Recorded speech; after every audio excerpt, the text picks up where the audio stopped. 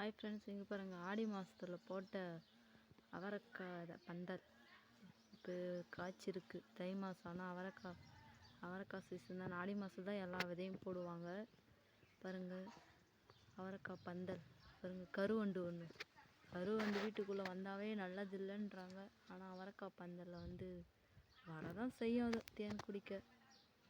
இங்கே பாருங்கள், தை பிறக்க போகுது, அதனால் அவரைக்காய்லாம் காய்க்குது. கருவண்டி இப்போ என்ன சுற்றுது. இங்கே பாருங்க, அவரைக்காய் பந்தல். இங்கே பாருங்க, இந்த வாழைக்காய் கொலை போட்டிருக்கு. இங்கே பாருங்க, கத்திரிக்காய்